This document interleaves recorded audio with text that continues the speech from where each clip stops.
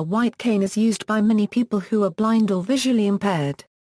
Its primary uses are as a mobility tool and as a courtesy to others, but there are at least 5 varieties, each serving a slightly different need. Types.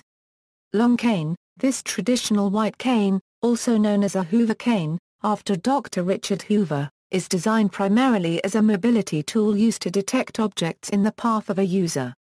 Cane length depends upon the height of a user, and traditionally extends from the floor to the user's sternum.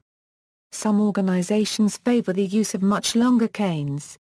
Guide cane. This is a shorter cane, generally extending from the floor to the user's waist, with a more limited mobility function. It is used to scan for curbs and steps. The guide cane can also be used diagonally across the body for protection, warning the user of obstacles immediately ahead.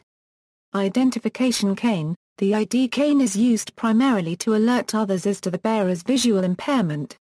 It is often lighter and shorter than the long cane, and has no use as a mobility tool. Support cane. The white support cane is designed primarily to offer physical stability to a visually impaired user. By virtue of its color, the cane also works as a means of identification. This tool has very limited potential as a mobility device. Kiddie cane. This version works the same as an adult's long cane but is designed for use by children. Green cane. Used in some countries to designate that the user has low vision, while the white cane designates that a user is blind. Mobility canes are often made from aluminium, graphite-reinforced plastic or other fiber-reinforced plastic, and can come with a wide variety of tips depending upon user preference. White canes can be either collapsible or straight, with both versions having pros and cons. The National Federation of the Blind in the United States affirms that the lightness and greater length of the straight canes allows greater mobility and safety, though collapsible canes can be stored with more ease, giving them advantage in crowded areas such as classrooms and public events. History. Blind people have used canes as mobility tools for centuries, but it was not until after World War I that the white cane was introduced.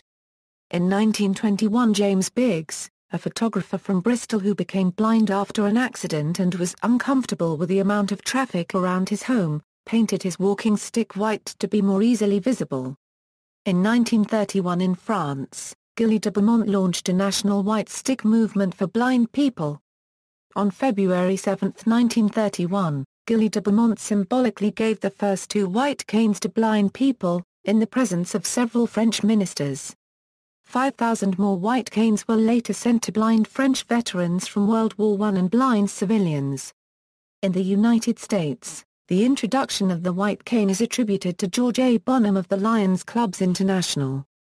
In 1930, a Lions Club member watched as a man who was blind attempted to cross the street with a black cane that was barely visible to motorists against the dark pavement. The Lions decided to paint the cane white to make it more visible. In 1931, Lions Clubs International began a program promoting the use of white canes for people who are blind. The first special white cane ordinance was passed in December 1930 in Peoria, Illinois, granting blind pedestrians protections and the right of way while carrying a white cane. The long cane was improved upon by World War II veterans rehabilitation specialist, Richard E. Hoover, at Valley Forge Army Hospital. In 1944, he took the Lions Club white cane and went around the hospital blindfolded for a week. During this time he developed what is now the standard method of long cane training, or the Hoover method. He is now called the father of the lightweight long cane technique.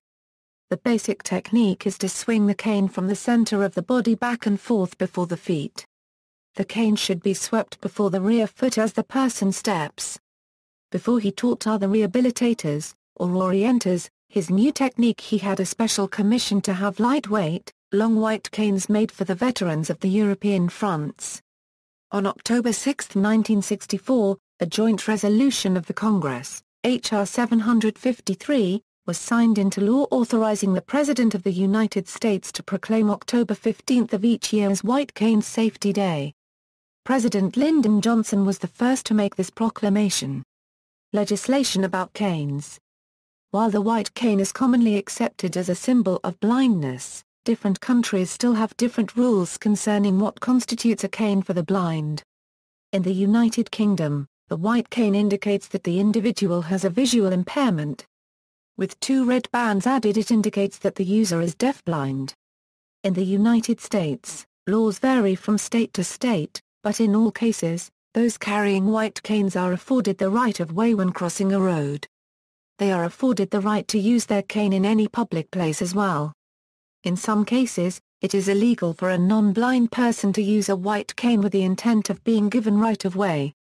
In November 2002, Argentina passed a law recognizing the use of green canes by people with low vision, stating that the nation would adopt from this law the use of a green cane in the whole of Argentina as a means of orientation and mobility for people with low vision.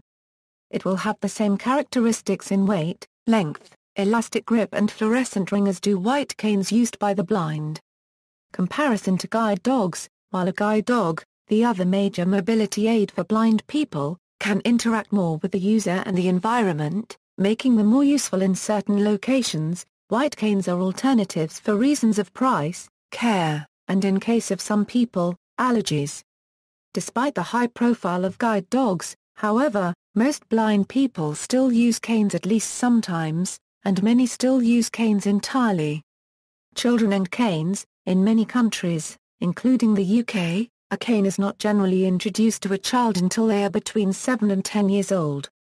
However, more recently canes have been started to be introduced as soon as a child learns to walk to aid development with great success.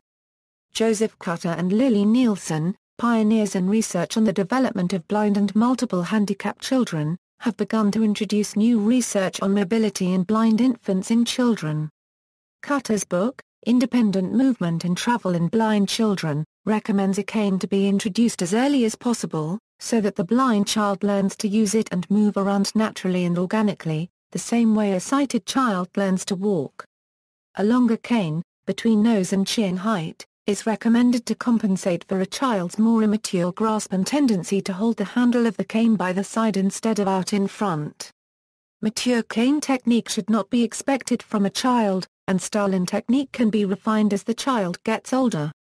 See also, GPS for the visually impaired, tactile paving, guide dog, guide horse, cane, hupple.